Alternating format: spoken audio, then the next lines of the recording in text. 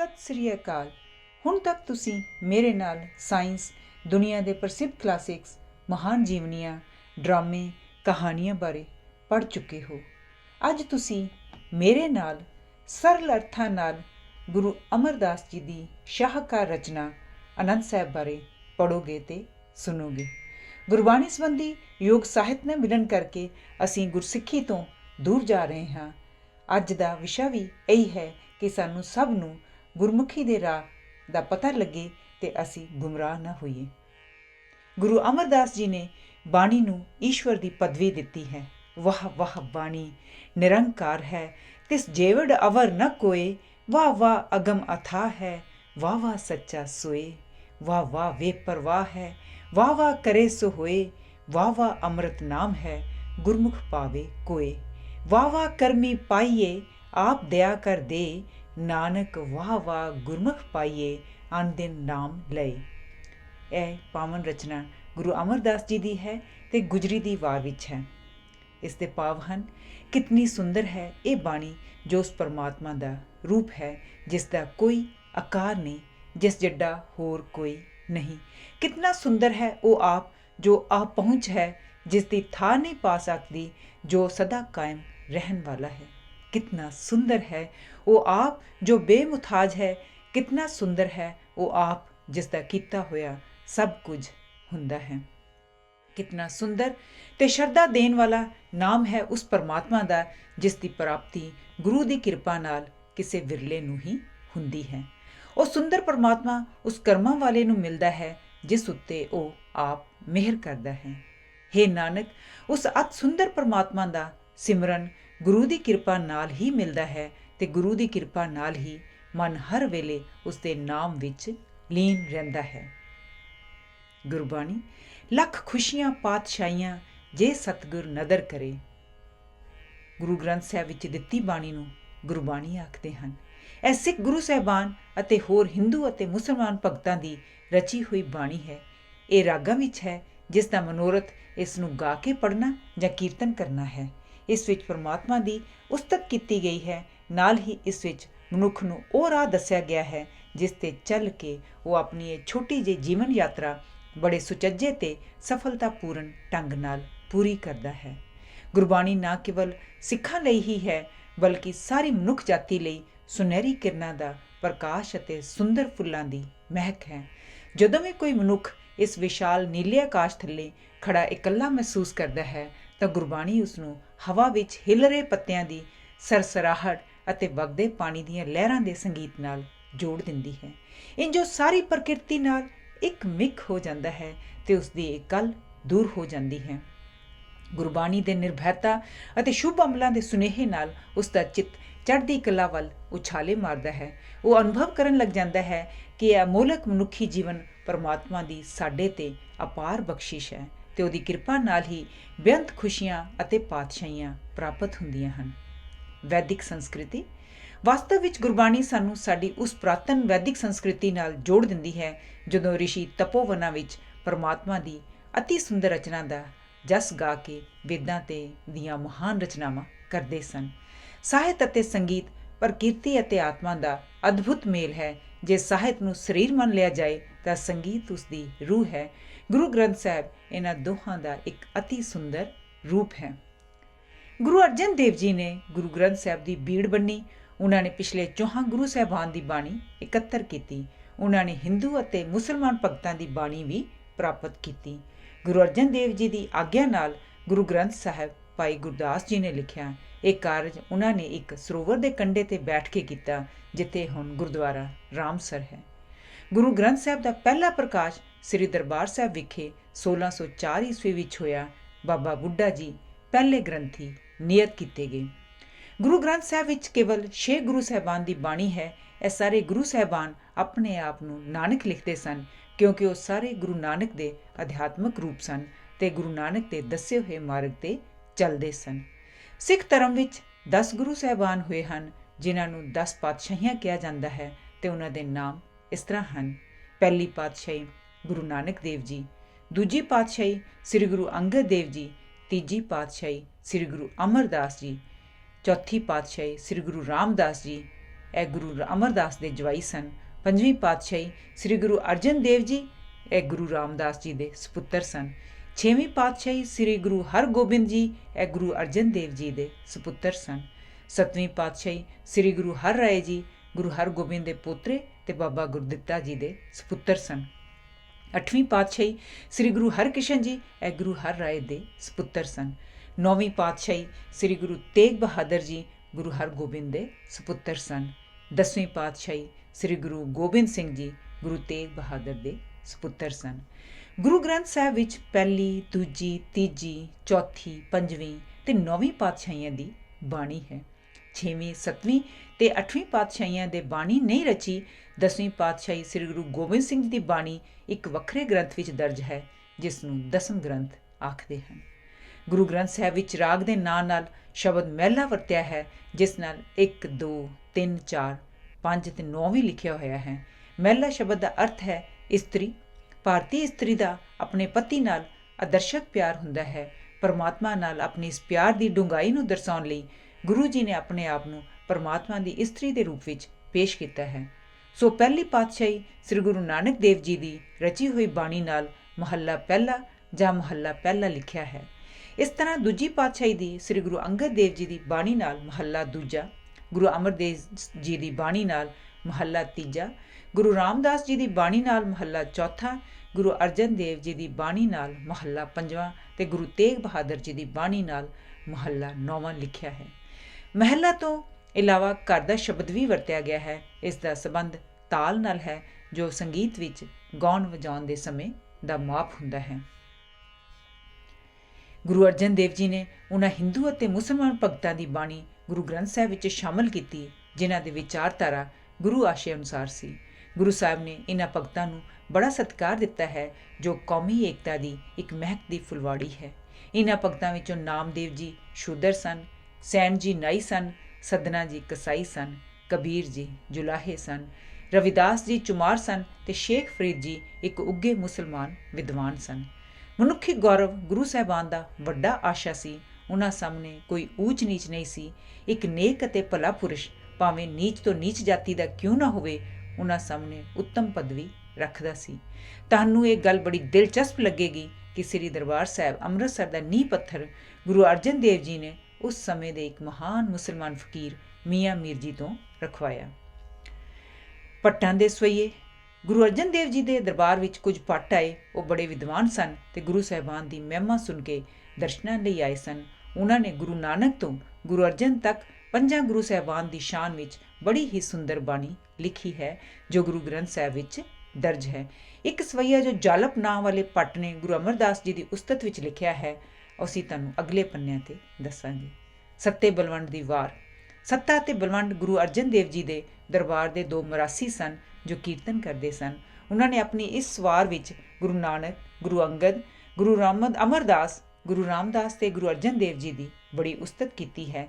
ਇਸ ਵਾਰ ਨੂੰ ਟਿੱਕੇ ਦੀ ਵਾਰ ਵੀ ਕਹਿੰਦੇ ਹਨ। ਇਹ ਵਾਰ ਸਿੱਖ ਮਹਾਰਾਜਿਆਂ ਦੇ ਗੱਦੀ ਨਸ਼ੀਨ ਹੋਣ ਵੇਲੇ ਪੜ੍ਹੀ ਜਾਂਦੀ ਸੀ ਤੇ ਰਾਗ ਰਾਮਕਲੀ ਵਿੱਚ ਹੈ। ਭਾਈ ਮਰਦਾਨਾ। ਗੁਰੂ ਗ੍ਰੰਥ ਸਾਹਿਬ ਵਿੱਚ ਭਾਈ ਮਰਦਾਨੇ ਦੇ ਨਾਂ ਗੁਰੂ ਨਾਨਕ ਦੇਵ ਜੀ ਦੇ 2 ਸਲੋਕ ਹਨ। ਇਹ ਰਾਗ ਬਿਹਾਗੜਾ ਵਿੱਚ ਹਨ। ਗੁਰੂ ਨਾਨਕ ਨਾਲ ਰਾਗ ਵਜਾਉਣ ਵਾਲਾ ਭਾਈ ਮਰਦਾਨਾ ਵੀ ਕਵਿਤਾ ਦੇ ਇਲਾਹੀ ਰੰਗ ਵਿੱਚ ਰੰਗਿਆ ਗਿਆ ਸੀ। ਸਿੱਖ ਸਮਾਜ। ਗੁਰੂ ਗ੍ਰੰਥ ਸਾਹਿਬ ਵਿੱਚ ਸਿੱਖ ਸਮਾਜ ਦੀ ਰਹੋ ਰੀਤ ਦੀ ਰੂਪ ਰੇਖਾ ਵੀ ਹੈ। ਵਿਆਹ ਲਈ ਲਾਵਾਂ, ਘੋੜੀਆਂ, ਅੰਤ ਸਮੇਂ ਲਈ ਅਲਾਉਣੀਆਂ ਆਦਿ ਲਿਖੀਆਂ ਗਈਆਂ ਹਨ ਤੇ ਹਰ ਰੋਜ਼ ਦੇ ਨਿਤਨੇਮ ਲਈ ਬਾਣੀਆਂ ਨਿਯਤ ਹਨ। ਗੁਰਬਾਣੀ ਦੇ ਪਾਠ ਨਾਲ ਮੌਤ ਵੀ, ਜੋ ਜ਼ਿੰਦਗੀ ਦਾ ਇੱਕ ਜ਼ਰੂਰੀ ਅੰਗ ਹੈ, ਸ਼ਿੰਗਾਰੀ ਤੇ ਸਵਾਰੀ ਜਾਂਦੀ ਹੈ।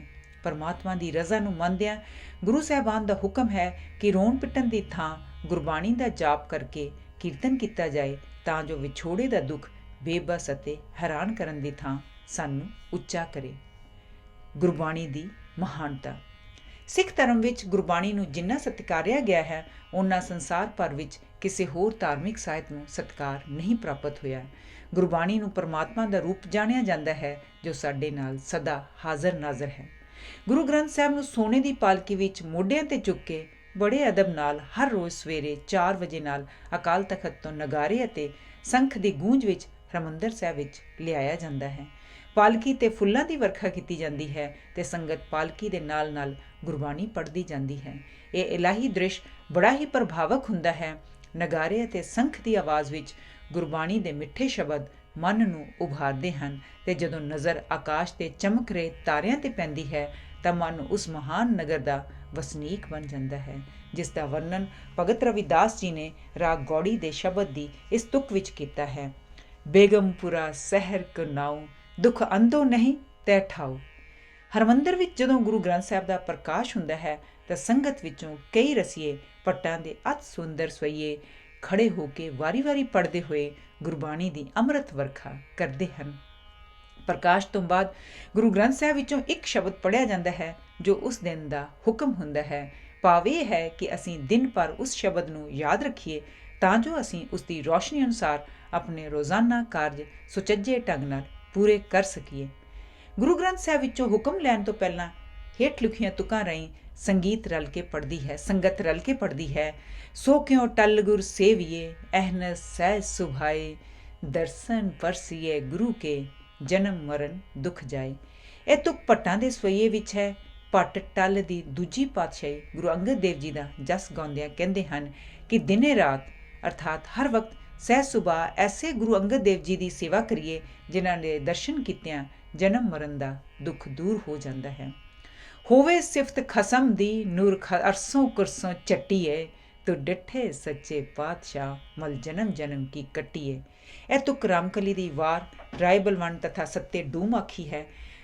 ਬਲਵੰਡ ਦੀ ਦੂਜੀ ਪਾਤਸ਼ਾਹੀ ਗੁਰੂ ਅੰਗਦ ਦੇਵ ਜੀ ਦਾ ਜਸ ਗਾਉਂਦਿਆਂ ਕਹਿੰਦੇ ਹਨ ਕਿ ਗੁਰੂ ਅੰਗਦ ਦੇਵ ਜੀ ਦੇ ਦਰਬਾਰ ਵਿੱਚ ਉਸ ਮਾਲਕ ਅਕਾਲ ਪੁਰਖ ਵਾਹਿਗੁਰੂ ਦੀ ਸਿਫਤ ਹੋ ਰਹੀ ਹੈ, ਜਿਸ ਕਾਰਨ ਆਕਾਸ਼ ਤੋਂ ਨੂਰ ਚੜ੍ਹ ਰਿਹਾ ਹੈ। ਹੇ ਸੱਚੇ ਪਾਤਸ਼ਾਹ ਗੁਰੂ ਅੰਗਦ ਦੇਵ ਜੀ, ਆਪ ਜੀ ਦਾ ਦਰਸ਼ਨ ਕੀਤਿਆਂ ਜਨਮ ਜਨਮਾਂਤਰਾਂ ਦੀ ਮੈਲ ਕੱਟੀ ਜਾਂਦੀ ਹੈ। ਸੱਜਣ ਸੱਚਾ ਪਾਤਸ਼ਾਹ, ਸਿਰ ਸਾਹਾਂ ਦੇ ਸਾਉ, ਜਿਸ ਪਾਸ ਬੈਠਿਆਂ ਸੋਈਏ ਸਭਨਾ ਦਾ ਵੇਸਾਉ। ਇਹ ਸਲੋਕ ਪੰਜਵੀਂ ਪਾਤਸ਼ਾਹੀ ਗੁਰੂ ਅਰਜਨ ਦੇਵ ਜੀ ਦੀ ਰਚਨਾ ਹੈ ਅਤੇ ਸਲੋਕ 12 ਤੋਂ ਵਧੀਕ ਵਿੱਚ ਅੰਤਲਾ ਸਲੋਕ ਹੈ। ਗੁਰੂ ਜੀ ਕਹਿੰਦੇ ਹਨ ਕਿ ਉਹ ਅਕਾਲ ਪੁਰਖ ਜੋ ਪਾਤਸ਼ਾਹਾਂ ਦਾ ਵੀ ਪਾਤਸ਼ਾਹ ਹੈ, ਐਸਾ ਸੱਜਣ ਹੈ ਜੋ ਸਭਨਾ ਦਾ ਆਧਾਰ ਹੈ ਅਤੇ ਜਿਸ ਕੋਲ ਬੈਠਿਆਂ ਅਰਥਾਤ ਜਿਸ ਦੀ ਛੋਹ ਨਾਲ ਬੇਅੰਤ ਸੋਭਾ ਪ੍ਰਾਪਤ ਹੁੰਦੀ ਹੈ। ਫਿਰ ਰਾਤ ਨੂੰ ਗੁਰੂ ਗ੍ਰੰਥ ਸਾਹਿਬ ਸੰਤੋਖ ਦਿੱਤੇ ਜਾਂਦੇ ਹਨ ਅਤੇ ਸਵੇਰੇ ਉਹਨਾਂ ਨੂੰ ਪਾਲਕੀ ਦੇ ਵਿੱਚ ਅਕਾਲ ਤਖ਼ਤ ਸਾਹਿਬ ਵਿਖੇ ਲਿਆਂਦਾ ਜਾਂਦਾ ਹੈ। ਪੱਟ ਜਾਲਪ ਦਾ ਸਵਈਆ। ਗੁਰੂ ਅਮਰਦਾਸ ਪਰਸੀਏ, ਪਹੁਮ ਪਾਤਕ ਬਿਨਾਸੇ, ਗੁਰੂ ਅਮਰਦਾਸ ਪਰਸੀਏ, ਸਿਧ ਸਾਧਕ ਆਸਾਏ, ਗੁਰੂ ਅਮਰਦਾਸ ਪਰਸੀਏ, ਧਿਆਨ ਲਈਏ ਪਉ ਮੁਕੈ, ਗੁਰੂ ਅਮਰਦਾਸ ਪਰਸੀਏ, ਅਭਉ ਲਭੈ ਗਉ ਚੁੱਕੀਐ, ਇੱਕ ਬਿਨ ਦੁਗਨ ਜੋ ਤਉ ਰਹੇ, ਜਾਂ ਸੁਮਰਤ ਮਾਨਵੇ ਲਏ, ਜਾਲਪਾ ਪਦਾਰਥ ਇਤੜੇ, ਗੁਰੂ ਅਮਰਦਾਸ ਡਿੱਠੇ ਮਿਲੇ। ਗੁਰੂ ਅਮਰਦਾਸ ਜੀ ਨੂੰ ਪਰਸਨ ਨਾਲ ਪਾਪੀਆਂ ਦੇ ਧਰਤੀ ਦੇ ਕੀਤੇ ਹੋਏ ਪਾਪ ਦੂਰ ਹੋ ਜਾਂਦੇ ਹਨ। ਗੁਰੂ ਅਮਰਦਾਸ ਜੀ ਨੂੰ ਪਰਸਨ ਨਾਲ ਸਿੱਧ ਅਤੇ ਸਾਧਨਾ ਕਰਨ ਵਾਲਿਆਂ ਦੇ ਸੰਕੇ ਦੂਰ ਹੋ ਜਾਂਦੇ ਹਨ। ਗੁਰੂ ਅਮਰਦਾਸ ਜੀ ਨੂੰ ਪਰਸਨ ਨਾਲ ਪਰਮਾਤਮਾ ਦਾ ਧਿਆਨ ਜੁੜ ਜਾਂਦਾ ਹੈ ਅਤੇ ਮੁਕਤ ਹੋ ਜਾਈਦਾ ਹੈ। ਇੱਕ ਪਰਮਾਤਮਾ ਤੋਂ ਬਿਨਾਂ ਜੋ ਦੂਜਾ ਭਾਵ ਰਹਿੰਦਾ ਹੈ ਉਹ ਤਦ ਹੀ ਦੂਰ ਹੁੰਦਾ ਹੈ ਜਦ ਮਨੁੱਖ ਗੁਰੂ ਦਾ ਉਪਦੇਸ਼ ਗ੍ਰਹਿਣ ਕਰਦਾ ਹੈ। ਪਟ ਜਾਲਪ ਕਹਿੰਦੇ ਹਨ ਕਿ ਪਿੱਛੇ ਦੱਸੇ ਅਨੁਸਾਰ ਪਦਾਰਥ ਗੁਰੂ ਅਮਰਦਾਸ ਜੀ ਦੇ ਦਰਸ਼ਨ ਕਰਨ ਨਾਲ ਮਿਲ ਜਾਂਦੇ ਹਨ। ਜੀਵਨ ਗੁਰੂ ਅਮਰਦਾਸ। ਜਨਮ ਗੁਰੂ ਅਮਰਦਾਸ ਜੀ ਦਾ ਜਨਮ 1479 ਈਸਵੀ ਵਿੱਚ ਬਾਸਰਕੇ ਪਿੰਡ ਵਿੱਚ ਹੋਇਆ। ਇਹ ਪਿੰਡ ਜ਼ਿਲ੍ਹਾ ਅੰਮ੍ਰਿਤਸਰ ਵਿੱਚ ਹੈ ਅਤੇ ਛਾਟਾ ਸਾਹਿਬ ਤੋਂ ਥੋੜ੍ਹੀ ਵਿੱਥ 'ਤੇ ਹੈ। ਗੁਰੂ ਅਮਰਦਾਸ ਜੀ ਦੇ ਪਿਤਾ ਸ਼੍ਰੀ ਤੇਜਭਾਨ ਜੀ ਭੱਲਾ ਖੱਤਰੀ ਸਨ। ਉਹ ਵਾਹੀ ਅਤੇ ਦੁਕਾਨ ਕਰਦੇ ਸਨ। ਗੁਰੂ ਅਮਰਦਾਸ ਜੀ ਦੀ ਮਾਤਾ ਦਾ ਨਾਂ ਸੁਲੱਖਣੀ ਜੀ ਸੀ। ਦੋਵੇਂ ਮਾਤਾ ਪਿਤਾ ਬੜੇ ਧਾਰਮਿਕ ਵਿਚਾਰਾਂ ਦੇ ਸਨ। ਉਹਨਾਂ ਦਾ ਸੁਭਾਅ ਪਿਆਰ ਵਾਲਾ ਸੀ ਅਤੇ ਦੂਜੇ ਦੇ ਮਨ ਨੂੰ ਝੱਟ ਹੀ ਮੋਹ ਲੈਂਦਾ ਸੀ। ਇਸ ਲਈ ਹਰ ਥਾਂ ਉਹਨਾਂ ਦਾ ਆਦਰ ਸਤਿਕਾਰ ਹੁੰਦਾ ਸੀ। ਜਦੋਂ ਗੁਰੂ ਅਮਰਦਾਸ ਜੀ ਜਵਾਨ ਹੋਏ ਤਾਂ ਉਹਨਾਂ ਨੇ ਆਪਣੇ ਪਿਤਾ ਜੀ ਦਾ ਸਾਰਾ ਕੰਮਕਾਰ ਸੰਭਾਲ ਲਿਆ। ਉਹ ਵਾਹੀ ਦੇ ਕੰਮ ਦੀ ਦੇਖਭਾਲ ਵੀ ਕਰਦੇ ਅਤੇ ਘੋੜੀ 'ਤੇ ਸਮਾਨ ਲੱਦ ਕੇ ਪਿੰਡਾਂ ਵਿੱਚ ਫੇਰੀ ਵੀ ਲਾਉਂਦੇ ਹੁੰਦੇ ਸਨ। ਉਹ ਸੋਹਣੇ ਸੁਚੱਜੇ ਲੈਣ ਦੇਣ ਕਾਰਨ ਹਰਮਨ ਪਿਆਰੇ ਸਨ। ਉਹਨਾਂ ਦੀ ਸ਼ਖਸੀਅਤ ਬੜੀ ਤੇਜਸਵੀ ਅਤੇ ਪ੍ਰਭਾਵਸ਼ਾਲੀ ਸੀ। ਜਿੱਥੇ ਵੀ ਉਹ ਜਾਂਦੇ ਉਹਨਾਂ ਦਾ ਦਿਲੋਂ ਸਨਮਾਨ ਹੁੰਦਾ। ਗੁਰੂ ਅਮਰਦਾਸ ਜੀ ਦਾ ਵਿਆਹ ਸ਼੍ਰੀ ਦੇਵੀ ਚੰਦ ਬੈਲ ਦੀ ਸੁਪੁੱਤਰੀ ਰਾਮ ਕੌਰ ਜੀ ਨਾਲ 23 ਸਾਲ ਦੀ ਉਮਰ ਵਿੱਚ ਹੋਇਆ। ਗੁਰੂ ਅਮਰਦਾਸ ਜੀ ਦੇ 2 ਪੁੱਤਰ ਸ੍ਰੀ ਮੋਹਨ ਜੀ ਅਤੇ ਸ੍ਰੀ ਮੋਰੀ ਜੀ ਹੋਏ ਅਤੇ 2 ਧੀਆਂ ਬੀਬੀ ਦਾਨੀ ਜੀ ਅਤੇ ਬੀਬੀ ਭਾਨੀ ਜੀ ਹੋਈਆਂ। ਗੁਰੂ ਮਿਲਾਪ। ਜਿਸ ਮਨੁੱਖ ਦੀ ਆਤਮਾ ਉੱਜਲ ਹੁੰਦੀ ਹੈ ਉਹ ਆਪਣਾ ਪ੍ਰਤੀਬਿੰਬ ਇਸ ਸਾਰੀ ਸ੍ਰਿਸ਼ਟੀ ਵਿੱਚ ਵੇਖਦੀ ਹੈ। ਤਰੇਲ ਵਿੱਚ ਭਿੱਜੀ ਅੱਧੀ ਰਾਤ ਦੇ ਚੁੱਪਚਾਪ ਤਾਰਿਆਂ ਜਾਂ ਭਰਪੂਰ ਚਾਂਦਨੀ ਤੋਂ ਉਹ ਆਤਮਾ ਪਿਆਰ ਭਰਿਆ ਸੁਨੇਹਾ ਸੁਣਨ ਦੀ ਕੋਸ਼ਿਸ਼ ਕਰਦੀ ਹੈ। ਪ੍ਰਾਤಃ ਕਾਲ ਤੇ ਸੰਧਿਆ ਸਮੇਂ ਦੀ ਲਾਲੀ ਵਿੱਚ ਉਸ ਨੂੰ ਸੁੰਦਰਤਾ ਦੀ ਇੱਕ ਐਸੀ ਝਲਕ ਦਿਸਦੀ ਹੈ ਕਿ ਉਹ ਉਦਾਸ ਚਿੱਤ ਹੋ ਕੇ ਇਸ ਅਪਾਰ ਰਚਨਾ ਦੇ ਰਚਨਹਾਰ ਨੂੰ ਟੋਲਦੀ ਫਿਰਦੀ ਹੈ। ਉਹ ਐਸੇ ਪਿਆਰੇ ਦੇ ਮਿਲਾਪ ਦੀ ਤਾਂਘ ਵਿੱਚ ਰਹਿੰਦੀ ਹੈ ਜੋ ਉਸ ਨੂੰ ਸਦਾ ਲਈ ਸੁੰਦਰਤਾ ਵਿੱਚ ਲੀਨ ਕਰ ਲਵੇ। ਗੁਰੂ ਅਮਰਦਾਸ ਜੀ ਇਸ ਅਸਚਰਜ ਰਚਨਾ ਵਿੱਚ ਲੀਨ ਐਸੇ ਗੁਰੂ ਦੀ ਭਾਲ ਵਿੱਚ ਕਈ ਸਾਲ ਪੂਜਾ ਪਾਠ ਅਤੇ ਤੀਰਥਾਂ ਦੀ ਯਾਤਰਾ ਕਰਦੇ ਰਹੇ ਜੋ ਉਹਨਾਂ ਦੇ ਮਨ ਨੂੰ ਤ੍ਰਿਪਤ ਕਰ ਸਕੇ। ਗੁਰੂ ਅਮਰਦਾਸ ਜੀ ਦੀ ਅਵਸਥਾ ਲਗਭਗ 61 ਸਾਲਾਂ ਦੀ ਸੀ ਜਦੋਂ ਉਹਨਾਂ ਨੂੰ ਇੱਕ ਸੱਚਾ ਰਹਿਬਰ ਮਿਲਿਆ। ਉਹਨਾਂ ਦੇ ਭਤੀਜੇ ਦਾ ਵਿਆਹ ਗੁਰੂ ਅੰਗਦ ਦੇਵ ਜੀ ਦੀ ਸਪੁੱਤਰੀ ਬੀਬੀ ਅਮਰੋ ਨਾਲ ਹੋਇਆ ਸੀ। ਬੀਬੀ ਅਮਰੋ ਗੁਰੂ ਨਾਨਕ ਅਤੇ ਆਪਣੇ ਪਿਤਾ ਗੁਰੂ ਅੰਗਦ ਜੀ ਦੀ ਬਾਣੀ ਦਾ ਪਾਠ ਕਰਦੀ ਹੁੰਦੀ ਸੀ। ਗੁਰੂ ਅਮਰਦਾਸ ਜੀ ਨੇ ਜਦੋਂ ਇਹ ਇਲਾਹੀ ਬਾਣੀ ਸੁਣੀ ਤਾਂ ਉਹਨਾਂ ਦੀ ਆਤਮਾ ਨੂੰ ਪੂਰਨ ਸ਼ਾਂਤੀ ਮਿਲ ਗਈ। ਬਾਣੀ ਦੇ ਸੰਗੀਤਪੂਰਨ ਸ਼ਬਦਾਂ ਦੀ ਮਹਿਕ ਨੇ ਉਹਨਾਂ ਦੇ ਹਿਰਦੇ ਵਿੱਚੋਂ ਬੇਚੈਨੀ ਤੇ ਅਗਿਆਨਤਾ ਦੂਰ ਕਰ ਦਿੱਤੀ। ਗੁਰੂ ਅਮਰਦਾਸ ਬੀਬੀ ਅਮਰੋ ਨੂੰ ਨਾਲ ਲੈ ਕੇ ਗੁਰੂ ਅੰਗਦ ਦੇਵ ਜੀ ਦੇ ਦਰਸ਼ਨਾਂ ਲਈ ਖਡੂਰ ਸਾਹਿਬ ਆਏ। ਗੁਰੂ ਅੰਗਦ ਉਸ ਵਕਤ 36 ਸਾਲਾਂ ਦੇ ਸਜੀਲੇ ਜਵਾਨ ਸਨ। ਉਹ ਕਿਸੇ ਅਗੰਮੀ ਸਲਤਨਤ ਦੇ ਸ਼ਹਿਨਸ਼ਾਹ ਜਾਪਦੇ ਸਨ। ਉਹਨਾਂ ਦਾ ਚਿਹਰਾ ਰੱਬੀ ਨੂਰ ਨਾਲ ਦਗਦਗ ਕਰ ਰਿਹਾ ਸੀ। ਜਦ ਗੁਰੂ ਅਮਰਦਾਸ ਜੀ ਨੇ ਗੁਰੂ ਅੰਗਦ ਦੇ ਚਰਨ ਛੂਏ ਤਾਂ ਉਹਨਾਂ ਦੇ ਸਰੀਰ ਵਿੱਚ ਆਨੰਦ ਦੀ ਲਹਿਰ ਦੌੜ ਗਈ। ਉਹਨਾਂ ਨੂੰ ਉਹਨਾਂ ਦਾ ਪਿਆਰਾ ਜਿਸ ਤੋਂ ਉਹ ਚਿਰਾਂ ਤੋਂ ਭਾਲ ਰਹੇ ਸਨ ਮਿਲ ਗਿਆ ਸੀ। ਗੁਰੂ ਅੰਗਦ ਦੇਵ ਜੀ ਨੇ ਗੁਰੂ ਅਮਰਦਾਸ ਜੀ ਦੇ ਡੁੱਲਦੇ ਪਿਆਰ, ਨਿਮਰਤਾ ਅਤੇ ਨੇਤਰਾਂ ਤੋਂ ਟਪਕ ਰਹੀ ਉਤਸੁਕਤਾ ਵੇਖ ਕੇ ਗਲ ਨਾਲ ਲਾ ਲਿਆ। ਦੋ ਗੁਰੂਆਂ ਦਾ ਮਿਲਾਪ ਹੋਇਆ। ਇੱਕ ਸੂਰਜ ਵਾਂਗ ਪ੍ਰਕਾਸ਼ਮਾਨ ਗੱਭਰੂ ਜਵਾਨ ਤੇ ਦੂਜੇ ਵਡੇਰੀ ਉਮਰ ਦੇ ਸੋਹਣੀ ਸਫੈਦ ਦਾੜੀ ਨਾਲ ਸੱਜੇ ਹੋਏ ਚਮਕਦੇ ਚਿਹਰੇ ਵਾਲੇ ਪਿਆਰ ਵਿੱਚ ਰੰਗੇ ਹੋਏ ਮਹਾਂਪੁਰਖ ਕਦੇ ਬਿਰਧ ਨਹੀਂ ਹੁੰਦੇ। ਗੁਰੂ ਸੇਵਾ ਗੁਰੂ ਅਮਰਦਾਸ ਗੁਰੂ ਅੰਗਦ ਦੇਵ ਜੀ ਦੀ ਸੇਵਾ ਵਿੱਚ ਤਨੋ ਮਨੋ ਰੁੱਝ ਗਏ। ਉਹ ਨਿੱਤ ਦਿਨ ਗੁਰੂ ਜੀ ਦੀ ਸੇਵਾ ਅਤੇ ਨੇਮ ਨਾਲ ਸਵੇਰੇ ਸਵੇਰੇ ਦੂਰ ਬਿਆਸ ਤੋਂ ਗੁਰੂ ਜੀ ਦੇ ਇਸ਼ਨਾਨ ਲਈ ਜਲ ਲਿਆਉਂਦੇ, ਫਿਰ ਲੰਗਰ ਅਤੇ ਸਾਧ ਸੰਗਤ ਦੀ ਸੇਵਾ ਵਿੱਚ ਜੁਟ ਜਾਂਦੇ। ਇਸ ਤਰ੍ਹਾਂ ਗੁਰੂ ਅਮਰਦਾਸ ਜੀ ਨੇ ਗੁਰੂ ਅੰਗਦ ਦੇਵ ਜੀ ਦੀ 12 ਸਾਲ ਤਨੋ ਮਨੋ ਸੇਵਾ ਕੀਤੀ। ਸਿਆਲ ਦੀ ਰੁੱਤ ਸੀ। ਇੱਕ ਦਿਨ ਮੀਂਹ ਪੈਣ ਕਰਕੇ ਤਿਲਕਣ ਹੋ ਗਈ ਸੀ। ਜਦੋਂ ਗੁਰੂ ਅਮਰਦਾਸ ਜੀ ਪਾਣੀ ਦੀ ਗਾਗਰ ਲੈ ਕੇ ਬਿਆਸ ਤੋਂ ਆ ਰਹੇ ਸਨ ਤਾਂ ਰਾਹ ਵਿੱਚ ਇੱਕ ਜੁਲਾਹੇ ਦੇ ਘਰ ਦੇ ਸਾਹਮਣੇ ਗੱਡੀ ਹੋਈ ਕਿੱਲੀ ਨਾਲ ਠੇਡਾ ਖਾ ਕੇ ਡਿੱਗ ਪਏ। ਜਦੋਂ ਅੰਦਰ ਸੁੱਤੇ ਜੁਲਾਹੇ ਨੇ ਕਿਸੇ ਦੇ ਡਿੱਗਣ ਦੀ ਆਵਾਜ਼ ਸੁਣੀ ਤਾਂ ਉਹਨੇ ਜੁਲਾਹੀ ਨੂੰ ਪੁੱਛਿਆ ਕਿ ਇਹ ਕੌਣ ਹੈ। ਉਹਨੇ ਉੱਤਰ ਦਿੱਤਾ, ਹੋਰ ਕੌਣ ਹੋਣਾ ਹੈ, ਹੋਊ ਅਮਰੂ ਨਿਥਾਵਾਂ, ਨਾ ਇਹਨੂੰ ਦਿਨੇ ਚੈਨ ਹੈ ਨਾ ਰਾਤ, ਪਿਆ ਕੁੜਮਾਂ ਦਾ ਪਾਣੀ ਭਰਦਾ ਫਿਰਦਾ ਹੈ। ਗੁਰੂ ਅਮਰਦਾਸ ਜੀ ਗਾਗਰ ਨੂੰ ਸੰਭਾਲ ਕੇ ਉੱਠ ਖੜੇ ਹੋਏ। ਜੁਲਾਹੀ ਦੀ ਗੱਲ ਸੁਣ ਕੇ ਕਹਿਣ ਲੱਗੇ, ਕਮਲੀਏ, ਜਿਸ ਨੂੰ ਦੀਨ ਦੁਨੀਆ ਦੇ ਸਾਈਂ ਦੀ ਟੇਕ ਮਿਲ ਗਈ ਹੋਵੇ ਉਹ ਨਿਥਾਵਾਂ ਕਿਵੇਂ ਹੋ ਸਕਦਾ ਹੈ। ਇਹ ਕਹਿ ਕੇ ਗੁਰੂ ਅਮਰਦਾਸ ਜੀ ਘਰ ਨੂੰ ਚਲੇ ਗਏ ਤੇ ਨੇਮ ਅਨੁਸਾਰ ਗੁਰੂ ਅੰਗਦ ਦੇਵ ਜੀ ਨੂੰ ਇਸ਼ਨਾਨ ਕਰਾਇਆ। ਦਿਨੇ ਗੁਰੂ ਜੀ ਦੇ ਪੁੱਛਣ ਤੇ ਗੁਰੂ ਅਮਰਦਾਸ ਜੀ ਨੇ ਸਾਰੀ ਗੱਲ ਸੁਣਾਈ। ਐਨੇ ਵਿੱਚ ਜੁਲਾਹਾ ਵੀ ਜੁਲਾਈ ਨੂੰ ਨਾਲ ਲੈ ਕੇ ਆ ਗਿਆ। ਉਹ ਹੱਥ ਜੋੜ ਕੇ ਗੁਰੂ ਅੰਗਦ ਦੇਵ ਜੀ ਅੱਗੇ ਬੇਨਤੀ ਕਰਨ ਲੱਗਾ, ਸਤਿਗੁਰ, ਮੇਰੀ ਜੁਲਾਈ ਕਮਲੀ ਹੋ ਗਈ ਹੈ। ਇਸ ਮੂਰਖ ਨੇ ਬੜੀ ਭੁੱਲ ਕੀਤੀ ਹੈ, ਮਿਹਰ ਕਰੋ, ਇਹਨੂੰ ਬਖਸ਼ ਲਵੋ। ਗੁਰੂ ਅੰਗਦ ਜੀ ਨੇ ਕਿਹਾ, ਭਾਈ ਅਮਰਦਾਸ ਤਾਂ ਨਿਥਾਵਿਆਂ ਦੀ ਥਾਂ ਏ, ਨਿਓਟਿਆਂ ਦੀ ਓਟ ਏ, ਨਿਆਸਰਿਆਂ ਦਾ ਆਸਰਾ ਏ। ਅੱਛਾ, ਤੇਰੀ ਜੁਲਾਈ ਨੂੰ ਬਖਸ਼ਿਆ। ਗੋਂਦਵਾਲ ਗੁਰੂ ਅੰਗਦ ਦੇਵ ਜੀ ਦੀ ਆਗਿਆ ਅਨੁਸਾਰ ਗੁਰੂ ਅਮਰਦਾਸ ਜੀ ਨੇ ਗੋਂਦਵਾਲ ਦਾ ਨਗਰ 1549 ਈਸਵੀ ਵਿੱਚ ਵਸਾਇਆ। ਗੋਂਦੇ ਨਾਂ ਵਾਲੇ ਇੱਕ ਮਰਵਾਹੇ ਖੱਤਰੀ ਦੀ ਬਿਆਸ ਦੇ ਲਾਗੇ ਬਹੁਤ ਸਾਰੀ ਜ਼ਮੀਨ ਸੀ। ਉਸ ਵੱਲੋਂ ਗੁਰੂ ਅੰਗਦ ਅੱਗੇ ਬੇਨਤੀ ਕਰਨ ਤੇ ਗੋਂਦਵਾਲ ਨਗਰ ਵਸਾਇਆ ਗਿਆ। ਗੁਰੂ ਅਮਰਦਾਸ ਗੋਂਦਵਾਲ ਤੋਂ ਹਰ ਰੋਜ਼ ਅੰਮ੍ਰਿਤ ਵੇਲੇ ਗੁਰੂ ਅੰਗਦ ਦੇਵ ਜੀ ਲਈ ਜਲ ਲੈ ਕੇ ਖਡੂਰ ਸਾਹਿਬ ਜਾਂਦੇ ਸਨ ਤੇ ਸ਼ਾਮ ਨੂੰ ਵਾਪਸ ਗੋਂਦਵਾਲ ਆ ਜਾਂਦੇ ਸਨ। ਗੁਰਗੱਦੀ 29 ਮਾਰਚ ਸੰਨ 1552 ਨੂੰ ਗੁਰੂ ਅੰਗਦ ਜੀ ਨੇ 5 ਪੈਸੇ ਤੇ ਨਰੇਲ ਰੱਖ ਕੇ ਸਾਰੀ ਸੰਗਤ ਸਾਹਮਣੇ ਗੁਰੂ ਅਮਰਦਾਸ ਅੱਗੇ ਮੱਥਾ ਟੇਕਿਆ ਤੇ ਬਾਬਾ ਬੁੱਢਾ ਜੀ ਨੇ ਉਹਨਾਂ ਨੂੰ ਤਿਲਕ ਲਗਾਇਆ। ਇਸ ਤਰ੍ਹਾਂ ਰਹੋ ਰੀਤ ਅਨੁਸਾਰ ਗੁਰਗੱਦੀ ਗੁਰੂ ਅਮਰਦਾਸ ਜੀ ਨੂੰ ਬਖਸ਼ ਕੇ ਗੁਰੂ ਅੰਗਦ ਜੀ ਜੋਤੀ ਜੋਤ ਸਮਾ ਗਏ। ਪਰ ਗੁਰੂ ਅੰਗਦ ਜੀ ਦੇ ਦੋਹਾਂ ਲੜਕਿਆਂ ਨੂੰ ਇਹ ਗੁੱਸਾ ਰਿਹਾ ਕਿ ਗੁਰਗੱਦੀ ਉਹਨਾਂ ਦਾ ਹੱਕ ਬਣਦਾ ਸੀ ਜਿਹੜਾ ਗੁਰੂ ਅਮਰਦਾਸ ਜੀ ਨੇ ਖੋਹ ਲਿਆ ਹੈ। ਮਾਤਾ ਖੀਵੀ ਜੀ ਦੇ ਸਮਝਾਉਣ ਤੇ ਦਾਸੂ ਜੀ ਜੋ 38 ਸਾਲਾਂ ਦੇ ਸਨ ਤਾਂ ਸਮਝ ਗਏ। ਉਹਨਾਂ ਗੁਰੂ ਅਮਰਦਾਸ ਜੀ ਦੇ ਚਰਨਾਂ ਤੇ ਮੱਥਾ ਟੇਕਿਆ ਤੇ ਅਸੀਸਾਂ ਪ੍ਰਾਪਤ ਕੀਤੀਆਂ। ਪਰ ਛੋਟੇ ਲੜਕੇ ਦਾਤੂ ਨੇ, ਇਸ ਦੀ ਉਮਰ ਕੇਵਲ 15 ਸਾਲਾਂ ਦੀ ਸੀ, ਇੱਕ ਦਿਨ ਗੁਰੂ ਅਮਰਦਾਸ ਜੀ ਨੂੰ ਲੱਤ ਕੱਢ ਮਾਰੀ। ਗੁਰੂ ਅਮਰਦਾਸ ਜੀ ਉਸਦੇ ਪੈਰ ਕੁੱਟਣ ਲੱਗ ਪਏ ਕਿ ਕਿਤੇ ਸੱਟ ਨਾ ਲੱਗ ਗਈ ਹੋਵੇ। ਸੰਨ ਸਾਹਿਬ ਇਸ ਘਟਨਾ ਤੋਂ ਪਿੱਛੋਂ ਗੁਰੂ ਅਮਰਦਾਸ ਜੀ ਆਪਣੇ ਜਨਮ ਸਥਾਨ ਬਾਸਰ ਕੇ ਚਲੇ ਗਏ ਤੇ ਕੋਠੇ ਵਿੱਚ ਭਜਨ ਬੰਦਗੀ ਵਿੱਚ ਲੱਗ ਗਏ। ਬਾਹਰ ਬੂਹੇ ਤੇ ਇਹ ਹੁਕਮ ਲਿਖ ਦਿੱਤਾ, ਜੇ ਕੋਈ ਇੱਥੇ ਆ ਕੇ ਬੂਹਾ ਖੋਲ੍ਹੇਗਾ ਉਹ ਸਾਡਾ ਸਿੱਖ ਨਹੀਂ ਹੋਏਗਾ। ਗੁਰੂ ਜੀ ਦੇ ਇਸ ਤਰ੍ਹਾਂ ਅਲੋਪ ਹੋ ਜਾਣ ਤੇ ਸੰਗਤ ਵਿੱਚ ਬੜੀ ਬੇਚੈਨੀ ਫੈਲ ਗਈ। ਉਹਨਾਂ ਨੇ ਇੱਧਰ ਉੱਧਰ ਭਾਲ ਕੀਤੀ ਪਰ ਪਤਾ ਨਾ ਲੱਗਾ। ਕੁਝ ਸਿੱਖਾਂ ਨੇ ਬਾਬਾ ਬੁੱਢਾ ਜੀ ਅੱਗੇ ਗੁਰੂ ਜੀ ਨੂੰ ਲੱਭਣ ਲਈ ਬੇਨਤੀ ਕੀਤੀ। ਬਾਬਾ ਬੁੱਢਾ ਜੀ ਨੇ ਗੁਰੂ ਅਮਰਦਾਸ ਜੀ ਦੀ ਘੋੜੀ ਨੂੰ ਖੁੱਲ੍ਹਾ ਛੱਡ ਦਿੱਤਾ ਅਤੇ ਆਪ ਸੰਗਤ ਨਾਲ ਉਹਦੇ ਮਗਰ ਮਗਰ ਤੁਰ ਪਏ। ਘੋੜੀ ਉਸ ਕੋਠੇ ਅੱਗੇ ਜਾ ਕੇ ਰੁਕ ਗਈ ਜਿੱਥੇ ਗੁਰੂ ਜੀ ਭਜਨ ਕਰ ਰਹੇ ਸਨ, ਪਰ ਬੂਹੇ 'ਤੇ ਲਿਖੇ ਹੁਕਮ ਨੂੰ ਪੜ੍ਹ ਕੇ ਬੜੇ ਨਿਰਾਸ਼ ਹੋਏ। ਬਾਬਾ ਬੁੱਢਾ ਜੀ ਨੇ ਇੱਕ ਵਿਉਂਤ ਸੋਚੀ ਅਤੇ ਕੋਠੇ ਦੇ ਪਿਛਲੇ ਪਾਸਿਓਂ ਸੰਨ ਲਾ ਕੇ ਅੰਦਰ ਜਾ ਵੜੇ ਅਤੇ ਗੁਰੂ ਜੀ ਦੇ ਚਰਨਾਂ 'ਤੇ ਜਾ ਮੱਥਾ ਟੇਕਿਆ। ਆਪਣੀ ਭੁੱਲ ਬਖਸ਼ਾਉਂਦਿਆਂ ਬਾਬਾ ਜੀ ਨੇ ਕਿਹਾ, ਆਪ ਜੀ ਦੇ ਹੁਕਮ ਦੀ ਉਲੰਘਣਾ ਨਹੀਂ ਕੀਤੀ, ਸੋ ਬਖਸ਼ ਲਵੋ ਅਤੇ ਸੰਗਤ ਨੂੰ ਦਰਸ਼ਨ ਦਿਓ, ਉਹ ਬਹੁਤ ਉਤਾਵਲੀ ਏ। ਗੁਰੂ ਅਮਰਦਾਸ ਜੀ ਹੱਸ ਪਏ ਅਤੇ ਉਹਨਾਂ ਸੰਗਤ ਨੂੰ ਦਰਸ਼ਨ ਦਿੱਤੇ। ਸੰਗਤ ਦੀ ਬੇਨਤੀ 'ਤੇ ਉਹ ਮੁੜ ਗੋਂਦਵਾਲ ਆ ਗਏ। ਇਸ ਕੋਠੇ ਵਾਲੀ ਥਾਂ 'ਤੇ ਇੱਕ ਸੁੰਦਰ ਗੁਰਦੁਆਰਾ ਹੈ। ਸਮਾਜ ਸੁਧਾਰ। ਗੁਰੂ ਅਮਰਦਾਸ ਜੀ ਲਗਭਗ 22 ਸਾਲ ਗੁਰਗੱਦੀ 'ਤੇ ਬਿਰਾਜਮਾਨ ਰਹੇ। ਉਹਨਾਂ ਦੀ ਅਵਸਥਾ 72 ਸਾਲਾਂ ਦੀ ਸੀ ਜਦੋਂ ਉਹ ਗੁਰਗੱਦੀ 'ਤੇ ਬੈਠੇ ਅਤੇ ਲਗਭਗ 95 ਸਾਲਾਂ ਦੀ ਆਯੂ ਵਿੱਚ ਉਹ ਜੋਤੀ ਜੋਤ ਸਮਾ ਗਏ। ਗੁਰੂ ਅਮਰਦਾਸ ਜੀ ਨੇ ਬਹੁਤ ਸਾਰੀਆਂ ਸਮਾਜਿਕ ਕੁਰੀਤੀਆਂ ਦੂਰ ਕੀਤੀਆਂ। ਉਹ ਛੂਤ ਛਾਤ ਅਤੇ ਜਾਤ ਪਾਤ ਦਾ ਕੜਾ ਵਿਰੋਧ ਕਰਦੇ ਸਨ। ਉਹਨਾਂ ਦੀ ਨਜ਼ਰ ਵਿੱਚ ਸ਼ੁਭ ਅਮਲ ਕਰਨ ਵਾਲਾ ਉੱਤਮ ਪੁਰਸ਼ ਸੀ। ਉਹਨਾਂ ਸਤੀ ਦੀ ਰਸਮ ਨੂੰ ਬੰਦ ਕਰਨ ਦਾ ਬੜਾ ਯਤਨ ਕੀਤਾ। ਲੋਕਾਂ ਵਿੱਚ ਇਹ ਆਮ ਖਿਆਲ ਸੀ ਕਿ 84 ਲੱਖ ਜੂਨ ਹੈ ਜਿਸ ਦੇ ਗੇੜ ਵਿੱਚ ਮਨੁੱਖ ਬੱਝਾ ਰਹਿੰਦਾ ਹੈ। ਗੁਰੂ ਸਾਹਿਬ ਨੇ ਇਸ ਭਰਮ ਦੇ ਦੂਰ ਕਰਨ ਲਈ ਇੱਕ ਬੌਲੀ ਬਣਾਈ ਜਿਸ ਦੀਆਂ 84 ਪੌੜੀਆਂ ਬਣਵਾਈਆਂ ਅਤੇ ਆਗਿਆ ਕੀਤੀ ਕਿ ਜੋ ਇਸ ਬੌਲੀ ਵਿੱਚ 84 ਵਾਰ ਇਸ਼ਨਾਨ ਕਰ ਲਵੇਗਾ ਉਸ ਦੀ 84 ਕੱਟੀ ਜਾਏਗੀ।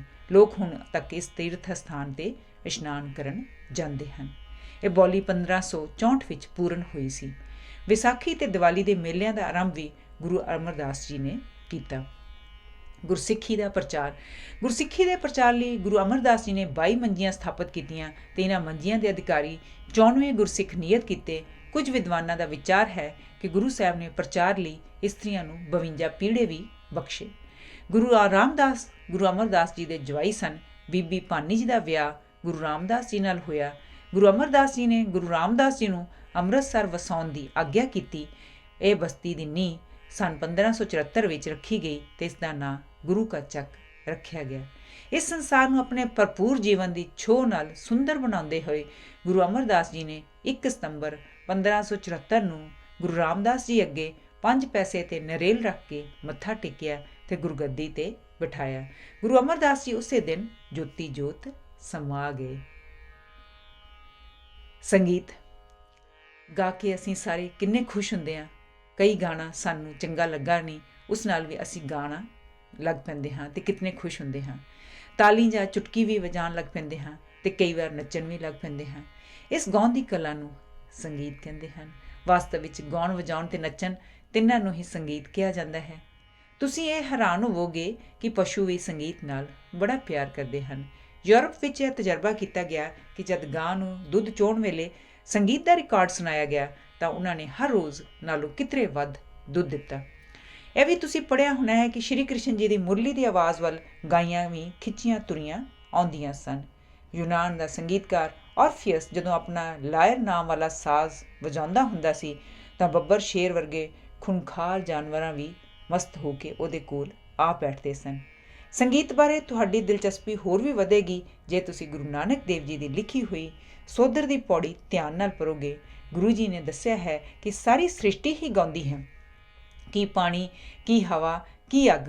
ਉਹ ਅੰਤ ਵਿੱਚ ਕਹਿੰਦੇ ਹਨ ਕਿ ਮੈਂ ਤਾਂ ਉਹਨਾਂ ਸਾਰਿਆਂ ਨੂੰ ਗਿਣ ਵੀ ਨਹੀਂ ਸਕਦਾ ਜੋ ਗਾਉਣ ਦੇ ਸਰੂਰ ਵਿੱਚ ਮਸਤ ਰਹਿੰਦੇ ਹਨ। ਗੁਰਬਾਣੀ ਵਿੱਚ ਸੰਗੀਤ ਦਾ ਬੜਾ ਮਹੱਤਵਪੂਰਨ ਸਥਾਨ ਹੈ। ਅਸੀਂ ਰਾਗ ਦਾ ਨਾਂ ਪਹਿਲਾਂ ਪੜ੍ਹਦੇ ਹਾਂ ਅਤੇ ਬਾਣੀ ਮਗਰੋਂ। ਰਾਗ ਸਾਡੇ ਸੰਗੀਤ ਦਾ ਆਧਾਰ ਹਨ। ਸਰਲ ਸ਼ਬਦਾਂ ਵਿੱਚ ਅਸੀਂ ਰਾਗ ਨੂੰ ਇੱਕ ਅਤੀ ਸੁੰਦਰ ਕਵਿਤਾ ਕਹਿ ਸਕਦੇ ਹਾਂ ਜੋ ਸ਼ਬਦਾਂ ਦੀ ਥਾਂ ਸਵਰਾਂ ਨਾਲ ਰਚੀ ਗਈ ਹੈ। ਅਸੀਂ ਰਾਗ ਨੂੰ ਇੱਕ ਅਤੀ ਸੁੰਦਰ ਚਿੱਤਰ ਕਹਿ ਸਕਦੇ ਹਾਂ ਜਿਸ ਨੂੰ ਢੰਗਾਂ ਨਾਲ ਨਹੀਂ ਬਲਕਿ ਸਵਰਾਂ ਨਾਲ ਖਿੱਚਿਆ ਗਿਆ ਹੈ। ਰਾਗ ਨੂੰ ਇੱਕ ਅਤਿਅੰਤ ਸੁੰਦਰ ਬੁੱਤ ਕਹਿ ਸਕਦੇ ਹਾਂ ਜਿਸ ਨੂੰ ਪੱਥਰ ਨਾਲ ਨਹੀਂ ਬਲਕਿ ਸਵਰਾਂ ਨਾਲ ਘੜਿਆ ਗਿਆ ਹੈ। ਤੁਸੀਂ ਦੇਖੋਗੇ ਕਿ ਸਵਰ ਕੀ ਹੁੰਦੇ ਹਨ। ਇਹ ਇੱਕ ਬੜਾ ਦਿਲਚਸਪ ਅਤੇ ਮਹੱਤਵਪੂਰਨ ਵਿਸ਼ਾ ਹੈ, ਪਰ ਇੱਥੋਂ ਥਾਂ ਥੋੜ੍ਹੀ ਹੋਣ ਕਰਕੇ ਅਸੀਂ ਇਹ ਜਾਣ ਲੈਣਾ ਕਾਫੀ ਹੋਵੇਗਾ ਕਿ ਗਾਉਣ ਸਮੇਂ ਜਿਹੜੀਆਂ ਉੱਚੀਆਂ ਨੀਵੀਆਂ ਆਵਾਜ਼ਾਂ ਅਸੀਂ ਕੱਢਦੇ ਹਾਂ ਇਹਨਾਂ ਨੂੰ ਹੀ ਸਵਰ ਆਖਦੇ ਹਾਂ। ਸਭ ਰਾਗਾਂ ਦੇ ਗਾਉਣ ਦੇ ਸਮੇਂ ਨਿਯਤ ਹਨ। ਕਈ ਰਾਗ ਸਵੇਰ ਵੇਲੇ ਦੇ ਹਨ, ਕਈ ਦੁਪਹਿਰ ਵੇਲੇ ਦੇ, ਕਈ ਸ਼ਾਮ ਵੇਲੇ ਦੇ ਅਤੇ ਕਈ ਰਾਤ ਵੇਲੇ ਦੇ ਹਨ। ਤਾਲ ਸੰਗੀਤ ਦਾ ਇੱਕ ਬੜਾ ਮਹੱਤਵਪੂਰਨ ਭਾਗ ਤਾਲ ਹੈ। ਤਾਲ ਦਾ ਅਰਥ ਹੈ ਤਾਲੀ, ਕਿਉਂਕਿ ਗਾਉਣ ਦੇ ਸਮੇਂ ਨੂੰ ਨਾਪਣ ਲਈ ਹੱਥਾਂ ਨਾਲ ਤਾਲੀ ਵਜਾਈ ਜਾਂਦੀ ਹੈ, ਪਰ ਵਾਸਤਵ ਵਿੱਚ ਇਹ ਕੰਮ ਬੜੇ ਸੁਚੱਜੇ ਢੰਗ ਨਾਲ ਤਬਲੇ ਜਾਂ ਮਿਰਦੰਗ ਤੋਂ ਲਿਆ ਜਾਂਦਾ ਹੈ। ਗਾਉਣ ਦੇ ਸਮੇਂ ਦੀ ਗਿਣਤੀ ਮਾਤਰਾ ਵਿੱਚ ਕੀਤੀ ਜਾਂਦੀ ਹੈ। ਮਾਤਰਾ ਨੂੰ ਸਮਝਣ ਲਈ ਤੁਸੀਂ ਘੜੀ ਦੀ ਟਿਕ ਟਿਕ ਲੈ ਲਵੋ। ਇਹ ਟਿਕ ਟਿਕ ਇੱਕ ਮਾਤਰਾ ਹੈ, ਸੋ ਜਿੰਨੇ ਟਿਕ ਜਾਂ ਮਾਤਰਾਵਾਂ ਦਾ ਇੱਕ ਚੱਕਰ ਬਣੇਗਾ ਓਨੀਆਂ ਮਾਤਰਾਵਾਂ ਦੀ ਉਹ ਤਾਲ ਹੋਏਗੀ। ਜਿਵੇਂ 6 ਮਾਤਰਾ ਦੀ ਤਾਲ ਨੂੰ ਦਾਦਰਾ ਕਹਿੰਦੇ ਹਨ, 10 ਮਾਤਰਾ ਦੀ ਤਾਲ ਨੂੰ ਚੱਪ ਤਾਲ ਕਹਿੰਦੇ ਹਨ, 16 ਮਾਤਰਾ ਦੀ ਤਾਲ ਨੂੰ ਤਿੰਨ ਤਾਲ ਆਖਦੇ ਹਨ। ਰਾਗ ਰਾਮਕਲੀ। ਰਾਗ ਰਾਮਕਲੀ ਪ੍ਰਾਤಃ ਕਾਲ ਦਾ ਰਾਗ ਹੈ। ਇਸ ਦਾ ਆਕਾਰ ਬਹੁਤ ਸੁੰਦਰ ਹੈ, ਜੋ ਪੂਰਬ ਵੱਲ ਹਲਕੀ ਹਲਕੀ ਲਾਲੀ ਵਿੱਚ ਖਿਲਰਦੀਆਂ ਸੁਨਹਿਰੀ ਕਿਰਨਾਂ ਅਤੇ ਅਲੋਪ ਹੋ ਰਹੇ ਤਾਰਿਆਂ ਦਾ ਵਾਚਕ ਹੈ। ਆਨੰਦ ਸਾਹਿਬ ਨੂੰ ਰਾਗ ਰਾਮਕਲੀ ਵਿੱਚ ਗਾਉਣ ਨਾਲ ਗਾਇਕ ਇਸ ਸ੍ਰਿਸ਼ਟੀ ਦੀ ਸੁੰਦਰਤਾ ਵਿੱਚ ਲੀਨ ਹੋ ਜਾਂਦਾ ਹੈ। ਉਸ ਦਾ ਪੁਰਨੂਰ ਚਿਹਰਾ ਪਰਮਾਤਮਾ ਦਾ ਆਪਣਾ ਰੂਪ ਬਣ ਜਾਂਦਾ ਹੈ। ਰਾਗ ਮਾਲਾ। ਸੰਗੀਤ ਦੇ ਕੁਝ ਵਿਦਵਾਨਾਂ ਨੇ ਆਪਣੇ ਮਨ ਦੀ ਮੌਜ ਅਨੁਸਾਰ ਰਾਗਾਂ ਦੀਆਂ ਵਹੁਟੀਆਂ ਅਤੇ ਪੁੱਤਰਾਂ ਆਦਿ ਦੇ ਰੂਪ ਵਿੱਚ ਰਾਗਾਂ ਦੇ ਪਰਿਵਾਰ ਮੰਨੇ ਹਨ। ਇਹਨਾਂ ਰਾਗਾਂ ਦੀ ਵੰਸ਼ਾਵਲੀ ਨੂੰ ਰਾਗਮਾਲਾ ਕਿਹਾ ਗਿਆ ਹੈ। ਰਾਗਮਾਲਾ ਕਈ ਹਨ ਜਿਨ੍ਹਾਂ ਦਾ ਕੋਈ ਆਧਾਰ ਨਹੀਂ। ਇੱਕ ਰਾਗਮਾਲਾ ਗੁਰੂ ਗ੍ਰੰਥ ਸਾਹਿਬ ਵਿੱਚ ਅੰਤ 'ਤੇ ਦਿੱਤੀ ਗਈ ਹੈ, ਜਿਸ ਅਨੁਸਾਰ 6 ਰਾਗ, ਹਰ ਇੱਕ ਰਾਗ ਦੀਆਂ 5-5 ਵਹੁਟੀਆਂ ਅਤੇ 8-8 ਪੁੱਤਰ ਕਹੇ ਗਏ ਹਨ। ਇਸ ਤਰ੍ਹਾਂ ਸਾਰੇ 6 ਰਾਗ, 30 ਰਾਗਣੀਆਂ ਅਤੇ 48 ਪੁੱਤਰ ਹੋਏ। ਰਾਗਮਾਲਾ ਦੀ ਅੰਤਲੀ ਤੁਕ ਵਿੱਚ ਜਿਸ ਦਾ ਵੇਰਵਾ ਹੈ ਇਸ ਪ੍ਰਕਾਰ ਹੈ: ਖਸਟ ਰਾਗ ਉਨ ਸ ਗਾਏ ਸੰਗ ਰਾਗਣੀ 30 ਸਭੇ ਪੁੱਤਰ ਰਾਗਨ ਕੇ 18 10 20। ਉਹਨਾਂ ਵਿਦਵਾਨਾਂ ਨੇ ਖਸਟ ਅਰਥਾਤ 6 ਰਾਗ ਗਾਏ ਹਨ, ਜਿਨ੍ਹਾਂ ਦੀਆਂ 30 ਰਾਗਣੀਆਂ ਹਨ। ਰਾਗਾਂ ਦੇ ਸਾਰੇ ਪੁੱਤਰ 18 + 10 + 20 48 ਹਨ। ਪਰ ਸਾਰੀ ਗੁਰਬਾਣੀ ਵਿੱਚ ਕੇਵਲ ਰਾਗ ਦਾ ਸ਼ਬਦ ਹੀ ਲਿਆ ਗਿਆ ਹੈ, ਨਾ ਹੀ ਗੁਰਬਾਣੀ ਵਿੱਚ ਦਿੱਤੇ ਹੋਏ ਸਾਰੇ ਰਾਗ ਇਸ ਰਾਗਮਾਲਾ ਵਿੱਚ ਹਨ। ਰਾਗ ਰਾਮਕਲੀ ਵੀ ਰਾਗਮਾਲਾ ਵਿੱਚ ਨਹੀਂ ਹੈ। ਸ਼ੁਭ ਇਛਾਵਾਂ। ਧੰਨਵਾਦ। ਹਰਜੀਤ ਮਮਰਾ।